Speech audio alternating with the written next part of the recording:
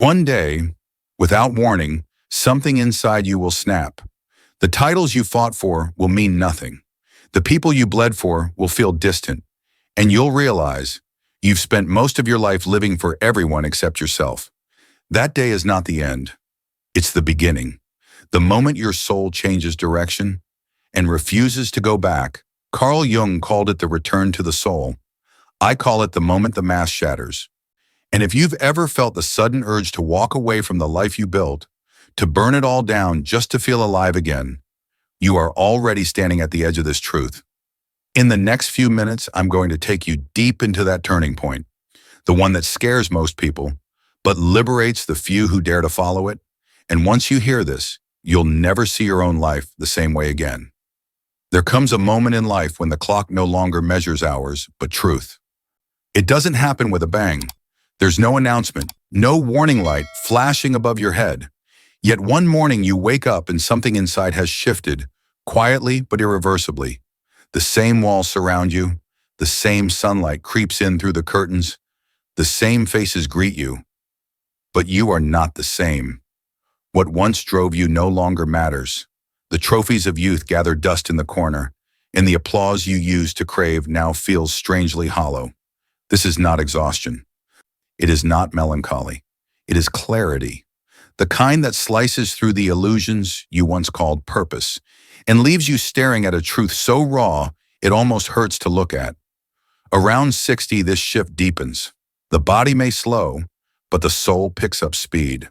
The old hunger to please others dissolves like mist under the morning sun. You no longer burn to prove your worth because you finally see the game for what it is. A performance staged for an audience that was never really watching. The ambitions that once felt urgent now resemble childhood toys. Once loved, now irrelevant, and in their absence, a quieter longing emerges, not for more, but for real. Carl Jung understood this curve, the one nobody marks on a calendar. The first half of life, he said, is about building the ego. The second is about returning to the soul. And that return is not a soft retreat. It is a stripping away. At 60, masks begin to itch. Pretenses grow heavy. Forced smiles feel like chains. The soul starts rejecting the artificial and demanding the one thing that has been missing all along: truth. But truth is never a polite guest. It will walk into your life and rearrange the furniture. It will point to the places where you sold yourself short, to the years you lived on autopilot, to the people you kept around not out of love, but out of fear. And here's the sting. You realize much of what you called living was merely surviving. You kept moving, chasing, collecting. But somewhere deep inside, a part of you remained untouched, unexpressed, quietly waiting for you to notice. Now it's here, knocking at your ribs, whispering, "It's time." This awakening is not about doing more. It is about doing less. Less pretending, less explaining, less carrying the weight of other people's expectations. You begin to measure time differently, not by how much you've achieved, but by the quality of what remains. You no longer ask, "What can I get?" but rather, "What still moves me?" The urgency no longer comes from the ticking clock outside, but from the pulsing truth inside. Old dreams you buried under duty begin to stir. The shadow, as Jung called it, all the parts of you exiled in order to fit in, steps out from the dark. The silenced intuition, the wounded child, the passions you traded for approval. They are not here to haunt you, but to be reclaimed. At 60, the soul is no longer content with half a life. It wants the pieces you left behind. This is why so many at this stage feel an unexpected surge, a desire to study again, to cut ties with what poisons them, to begin where it once felt too late. Because the soul doesn't care for deadlines. It doesn't follow the world's timetable. It only knows one direction, toward what is real. And for women, something extraordinary happens here. They stop apologizing for existing. They stop softening their edges to make others comfortable. They stop asking permission to speak, to take up space, to be. Their beauty is no longer about smooth skin or a perfect dress. It is a beauty born of survival, of knowing, of no longer bending. A beauty that unnerves those still trapped in the performance, because it is too unshakable, too quiet, too true. If you felt it, that strange disconnect from your old self, that ache to shed the roles you've outgrown, you are already on this path, and it is not selfishness. It is an awakening. It is the beginning of a chapter where you live not for the approval of others, but from the core of who you are. And those who dare to cross that threshold discover something priceless, the freedom of breathing in your own rhythm again. There's a strange emptiness that arrives when the noise fades. At first, it feels unsettling, like walking into a room that has been cleared of furniture. You're used to the clutter, the constant hum of responsibility, the endless list of things that must be done for everyone else. For decades, you poured yourself into children, partners, family, work, obligations. You became the backbone for everyone's life but your own. And now suddenly, the weight is gone, and you're left holding space you don't quite know how to fill. This is where the soul begins to move differently. It no longer wants to be useful in the way society measures usefulness. It wants to be real. In a culture obsessed with productivity, this feels almost rebellious. But make no mistake, the soul was never here to be efficient. It was here to be whole. And when it finally rises to speak, its voice is unmistakable. I have obeyed every command. Now it's my turn. The shift can be frightening because no one warns you about it. We are taught to see aging as decline, a slow dimming of the light. But Carl Jung saw the opposite. He believed that when the ego loosens its grip, when pride stops dictating the script, when time strips away the shallow, we enter the richest and most meaningful season of all. This is when the hidden parts of us begin to emerge. Memories resurface, not to trap us in nostalgia, but to be understood. Places, people, and moments from decades ago return like unopened letters, asking to be read. And through all of it, the soul grows quieter. It no longer shouts to be heard. It whispers. It speaks in the pauses between conversations, in a sudden ache for solitude, in dreams that feel too vivid to ignore. It's in the way certain people now drain you when they once thrilled you, in how certain arguments no longer matter, in how some wounds no longer ache. You start to notice the subtle but undeniable truth. The soul is claiming its autonomy, and if you're wise enough to listen, you will hear it say, "I'm leading now." This leadership is not loud. It dismantles old identities without fanfare. It asks you to stop clinging to titles, to stop defining yourself by who you've been for others. It tears down the facade until all that's left is your truth. Naked, unpolished, undeniable. And yes, it's uncomfortable. Sometimes it feels like standing in the dark with no idea what's next. But darkness here is not the enemy. As Jung said, enlightenment doesn't come from imagining light, but from becoming conscious of our darkness. At 60, darkness becomes a doorway, a womb where something new takes form. What once felt like loneliness now reveals itself as a meeting with yourself, with the essence you've carried all along, but rarely touched. Even the language of life changes. Time is no longer a race. It becomes a presence. Love stops being a transaction of needs and becomes a quiet choice to accompany, not to complete. Fear shrinks in the face of all you've endured, no longer the dictator of your steps, but a faint echo of the past. The wisdom that blooms here is not academic. It doesn't come from books or theories.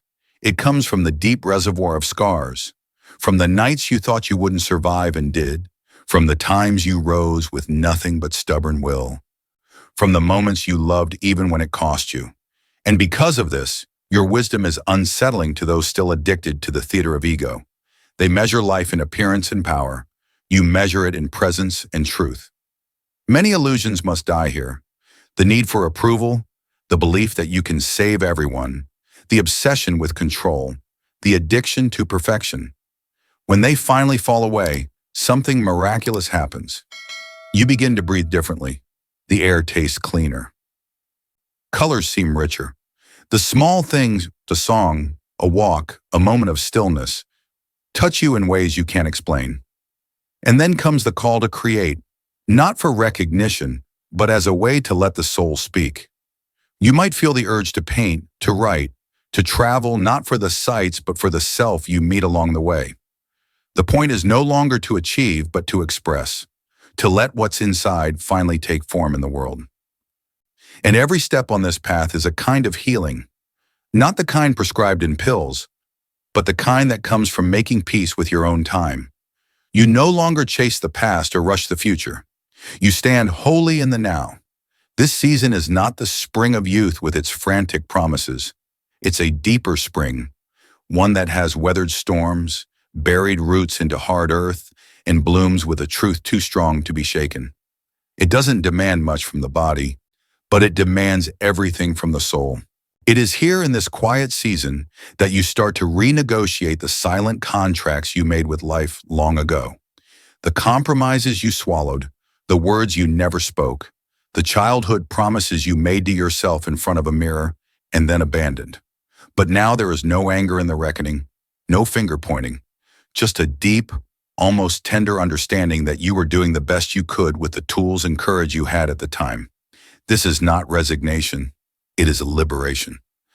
Because the moment you forgive yourself, truly forgive, the heavy armor you've been dragging for decades begins to fall away. And with it comes a lightness, not the shallow kind that pretends nothing hurts, but a conscious lightness that says, yes, the pain is still here, but it no longer commands me.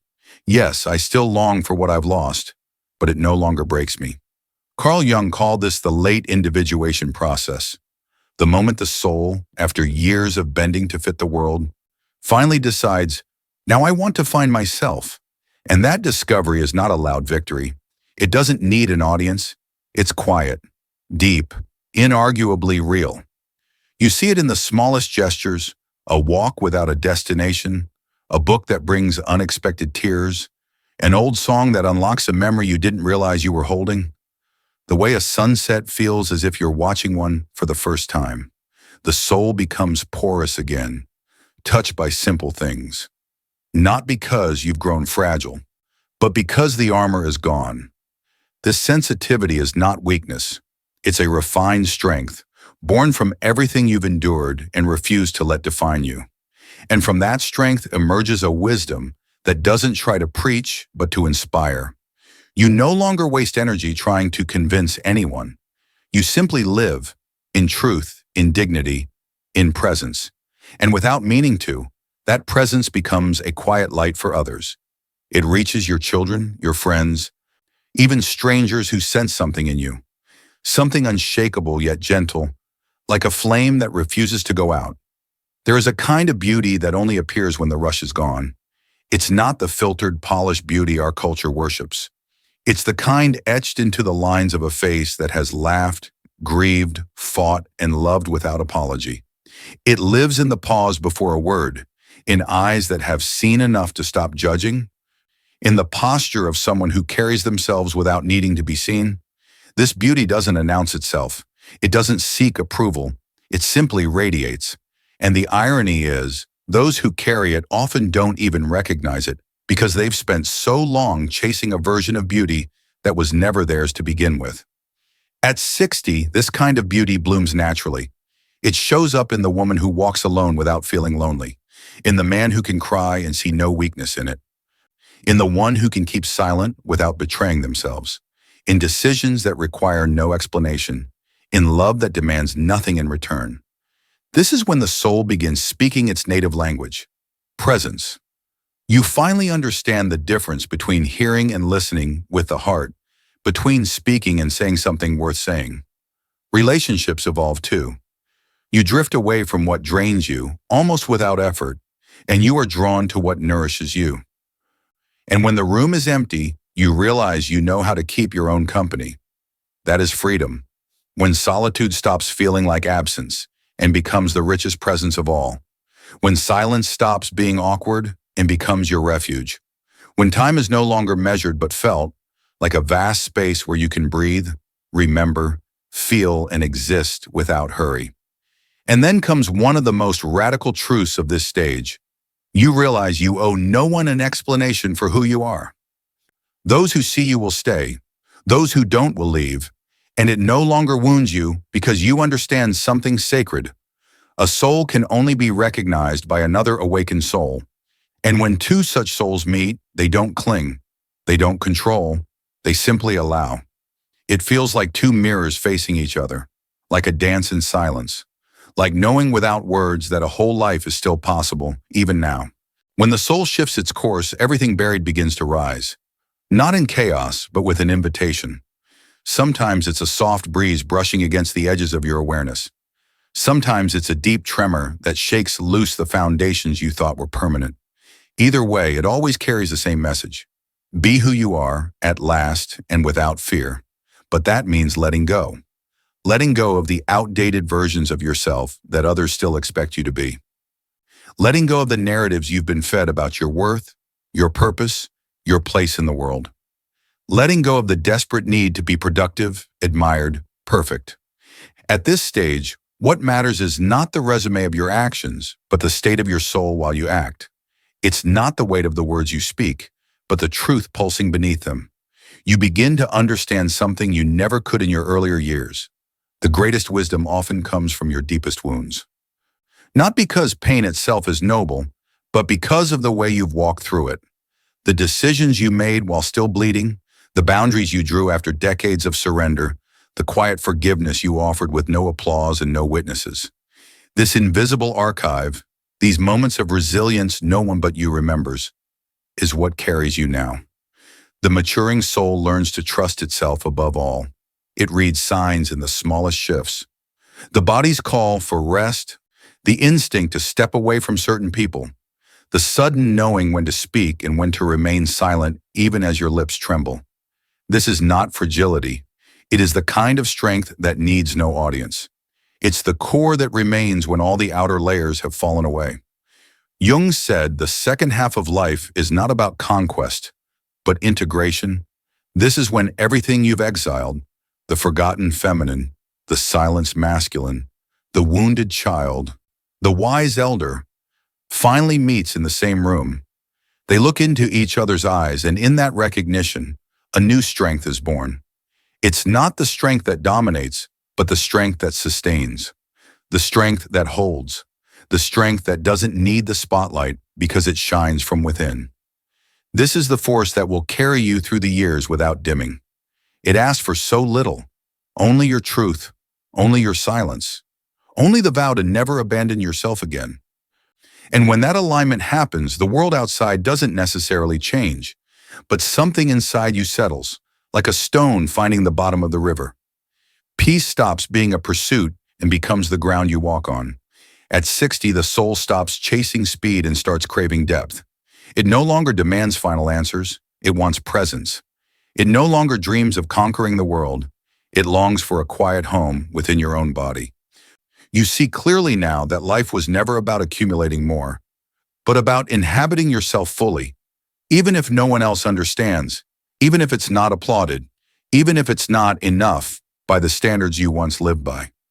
Yes, the years have left their marks, losses that reshaped you, illusions shattered, roads that led to cliffs, and yet here you are, still breathing, still carrying a spark that refuses to die. And now that spark is no longer fueled by duty, but by joy. This desire to continue, but to do it lightly, is proof the soul is still alive and unwilling to be caged again. Jung saw this as the sacred turning point. When the ego finally bows before the soul, when the outer world fades into the background and the inner world becomes a temple, you learn to walk without hauling the weight of everyone's expectations. You learn to rest inside yourself without shame. And this rest is not laziness. It is a truce with your story, your body, your time, your light, and yes, your shadow. In this stillness, the meaning of life stops being something you were told and becomes something you found, carved from all you've lived through, both the beautiful and the brutal. And if you've felt this stirring, this quiet insistence inside you, it means you're standing at the threshold. Something in you knows you cannot go back. If you've made it here, it's because a part of you is already answering the call. Maybe you felt it in flashes, a sudden tenderness toward yourself that you can't explain, a sharp clarity about what you will no longer tolerate, a quiet vow whispered in the middle of an ordinary day. I will not abandon myself again. At this point in life, the soul stops negotiating with the lies that once kept you small. It no longer tries to earn a seat at tables that never honored your presence. It knows the cost of shrinking, and it refuses to pay it again. The pressure to be useful, to be endlessly available, to fit into the boxes others built for you. All of it crumbles, and the dust tastes like freedom. You begin to see the invisible thread that has been running through every chapter of your life.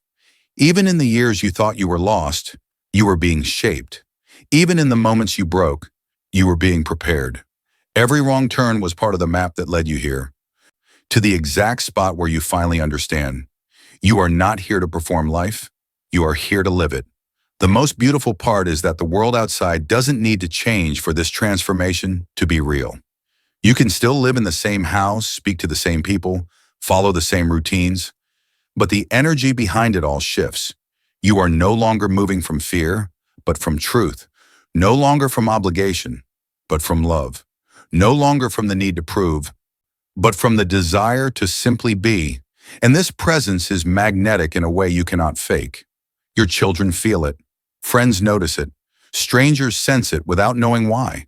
Because when a soul is whole, it emits a kind of quiet light that makes others remember something they've lost in themselves. There's a kind of courage in reaching this point. Not the courage of battle, but the courage to lay down the armor and stand bare. To look at your own reflection and not flinch.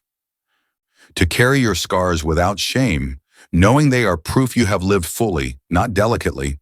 From here on, the question isn't, what will I achieve before I die? But how deeply can I live while I'm here? The victories you seek are no longer about conquering mountains, but about savoring moments. The way the air feels after rain, the sound of your own laughter, the warmth of someone's hand without the need to hold it forever. You realize that the soul doesn't count years. It counts awakenings. And if you can have even one true awakening before you leave this earth, you have lived a rich life. That awakening begins the moment you decide that being yourself, fully, unapologetically, without disguise, is worth more than any applause the world could give you. So if you feel this stirring inside, don't smother it. Let it breathe.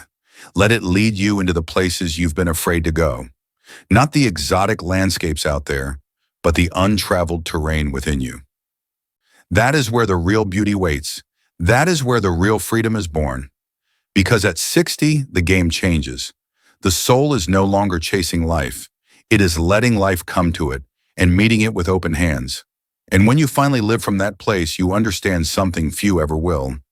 Every loss, every scar, every silence was simply the road home to yourself.